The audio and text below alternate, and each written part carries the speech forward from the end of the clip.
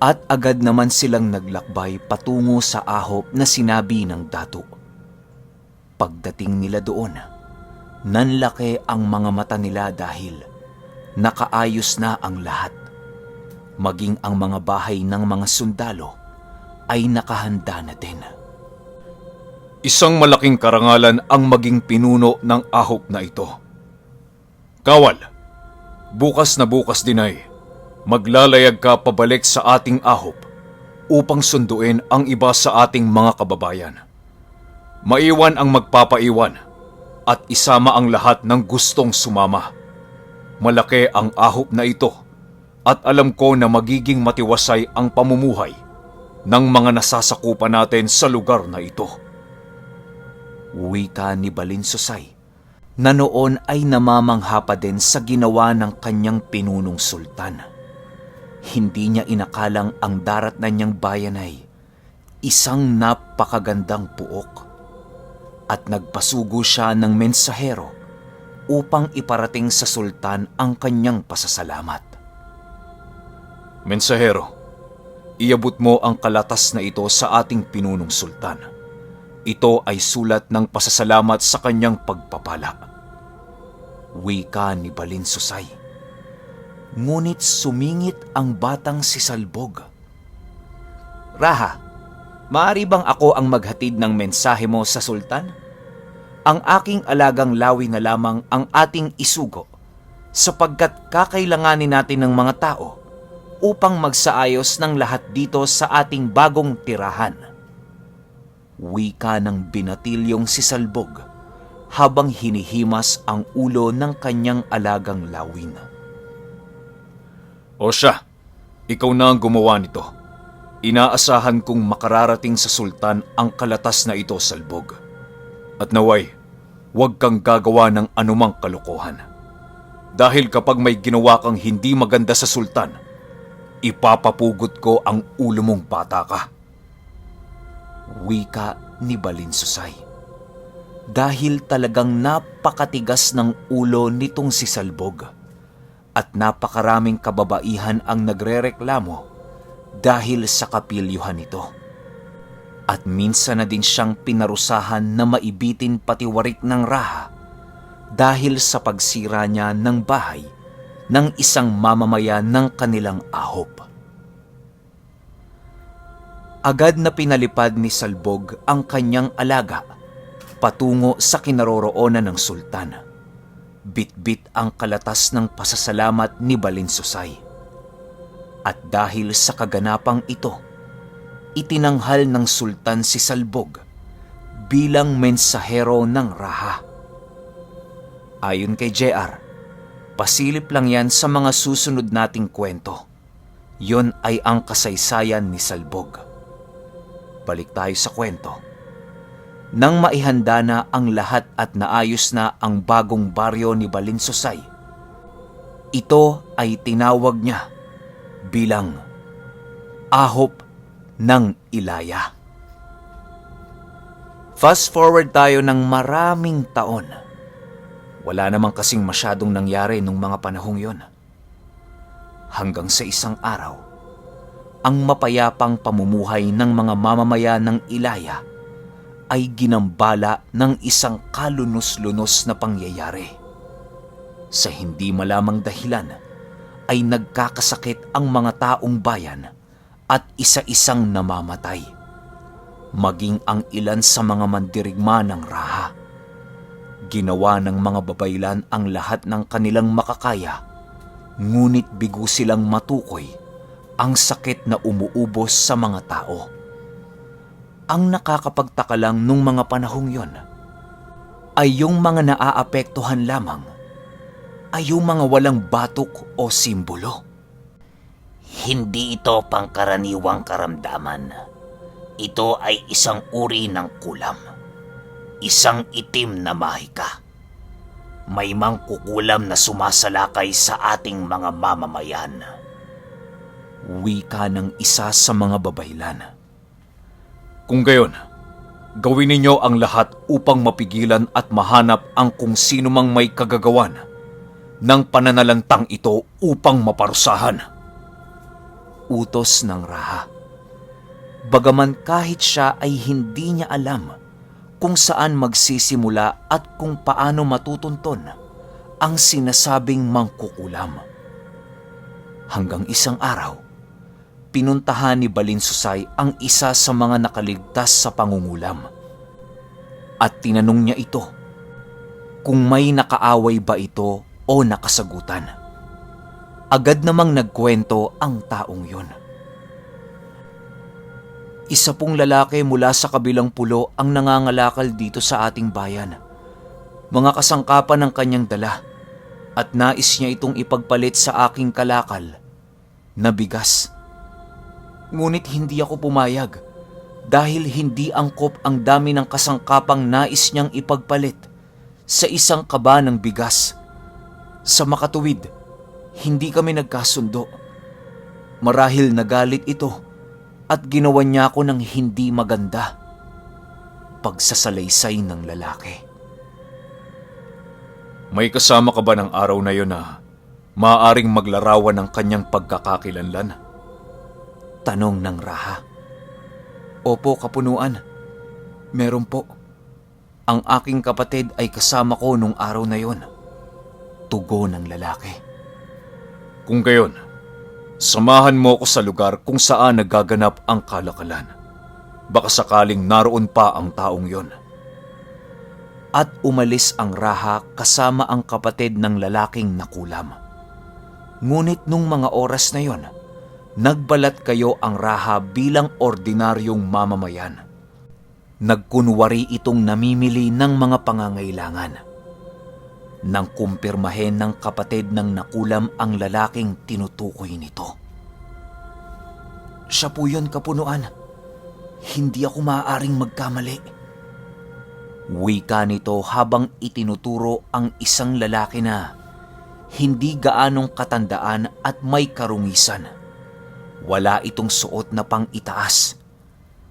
Tanging bahag lamang ang suot ng lalaking ito. Inobserbahan ni Balinsusay ang kilos ng lalaking yon. At nakita niyang nagtitinda ito ng mga kagamitang nililok mula sa kahoy. Nilapitan niya ito at agad na nagtanong. Tatang, magkanong turing ninyo sa isang ito? Tanong ni Balinsusay, sabay turo sa isang mangkok na gawa sa kahoy. Hindi po ako magtuturing ng ginto o pilak. Ang nais ko lamang po ay pagkain para sa aking pamilya. Kung may bigas o bungang kahoy po kayo, sasapat na po yung kapalit sa aking mga kalakal. Nagtaka si Balinsusay dahil wala naman siyang nararamdamang kasamaan sa taong ito. Kaya minabuti niyang magtanong sa matanda. Manong, may nakaalitan ka bang isang mangangalakal? Tanong ni Balinsusay na siyang ikinagulat ng matanda at pautal-utal itong sumagot ng, Oo, Ginoo. Dahil hindi kami nagkasundo at ng gabing yon, Naputol ang pagsasalita ng matanda dahil humagulgol na ito sa pag-iyak. Magsalita ka, Manong. Ano ba ang nangyari? Tanong ni Balinsusay. Nang gabing yon namatay ang aking anak dahil sa gutom. Ginoo, hindi pa kumakain ang aking pamilya simula nung dumating kami sa lupaing ito. Wika nito habang pinipigilan ang kanyang galit. At nung mga panahong yon, naantig ang Raha subalit nagtanong pa din siya sa matanda. Manong, bakit mo kinulam ang lalaking nakasagutan mo? Tanong nito. Dahil sa hindi ko mapigilang hinagpis at galit. Raha, may kapansanan ako at ang aking asawa. May sakit ang mga anak ko. At wala akong kakayahang gumawa ng mabibigat na gawain. Kung kaya ito ang pinili kong pangkabuhayan. ang maglilok ng mga kasangkapan. Nung mga oras na yon, ay tinanggal ni Balinsusay ang telang nakabalot sa katawan niya at tumambad ang kanyang katawan na punong-puno ng mga batok. Napaatras ang matanda dahil sa kanyang natuklasan. Tama ko. Ikaw nga ang Raha. Wika nito sabay luhod. At dahil sa may kalakasan ang pagkakasabi nito, napalingon ang lahat sa kanilang dalawa at isa-isa silang nagsipagluhuran. Halika, Manong. Sumama ka sa akin nang makapag-usap tayo. Wika ni Balinsusay habang hila-hila ang kamay ng matanda. Pagdating nila sa isang bahagi na medyo magubat, agad niya itong kinausap. Magtapat ka, Manong. Ikaw ba ang may kagagawan ng lahat ng pagkakasakit at pagkamatay ng mga tao sa ahop na ito? Agad na tanong ni Balinsusay. Hindi po ako may kagagawa nun. Biktima din po ang aking mga anak sa pananalanta ng mangkukulam. Tugon ng matanda. Pero, hindi ba may kaalaman ka din sa kulam? Paano kang nalusutan ng kapwa mo? Takang tanong ng Raha at agad namang nagsalaysay ang matanda. Ang totoo, Raha, galing ako sa isang bayan na pinamumugaran ng mga mangkukulam. Umalis ako sa bayang yon dahil gusto kong mamuhay ng tahimik at mapayapa. Ngunit hindi pumayag ang aming pinuno, kung kaya pumuslit kami ng pamilya ko. Dahilan para habulin kami ng iba pa naming mga kasama. Namatay ang aking kapatid. At dahil dito, matagumpay kaming nakalabas sa bayang yon. Hanggang sa hindi na nila kami nasundan. Ngunit may sumpang iniwan sa akin ang pinuno ng bayang yon.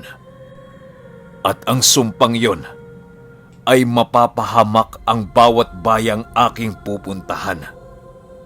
At ito na nga ang nagaganap ngayon sa inyong bayan, Raha. Patawad. Patawad dahil akong dahilan ng pagkamatay ng iyong mamamayan. Pagsasalaysay ng matanda. Ngunit hindi na nakuha pang magalit ni Balinsusay dahil alam niyang biktima lang din ang taong yon. Ang magagawa mo lamang upang makabawi ay ang ituro ang kinaroroonan ng bayang yon. Sasalakayin ko ang lugar na yon upang matigil na ang mga kaganapang ito sa aking bayan. Sumama ka sa akin, Manong. Kukunin natin ang iyong mga anak upang manatili kayong ligtas sa aking bahay. At yun nga ang ginawa nila ng matanda. Nagpakilala din ito sa kanya. Kapunuan, ang pangalan ko po pala ay Karim.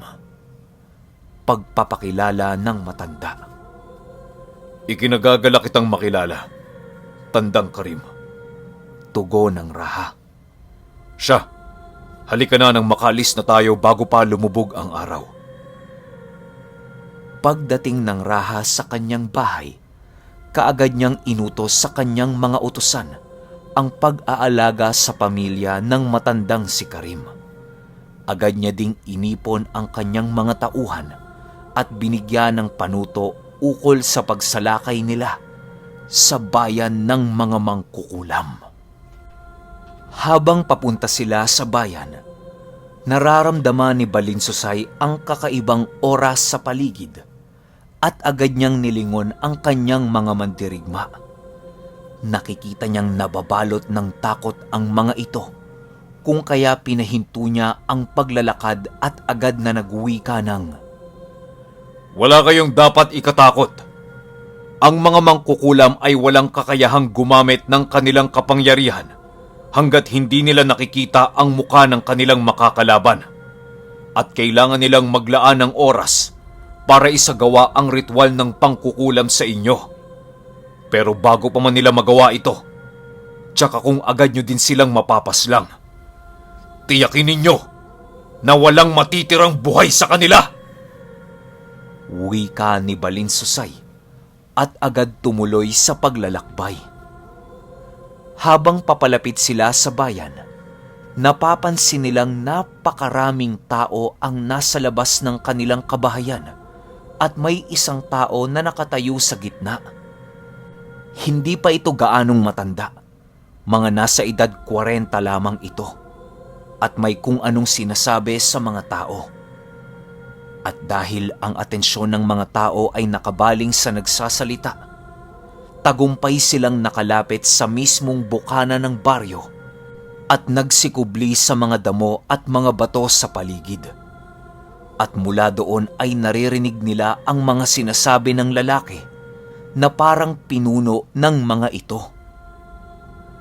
Mga kasama, nangangamba ako sa nagaganap na pagtakas ni Tandang Karim sa ating bayan. Maaaring magdulot ito ng kapahamakan sa lahat ng mapuntahan niyang bayan na siyang ayokong maganap. Dahil kapag nangyari ito, tsaka kung dadami ang magnanais na pasukin tayo at puksain tayong lahat. Wika nito. Inoobserbahan ni Balinsusay ang bawat isa sa mga tao at taliwas ito sa nararamdaman niya kaninang kakaibang aura. Hindi ito ang mga taong hinahanap niya.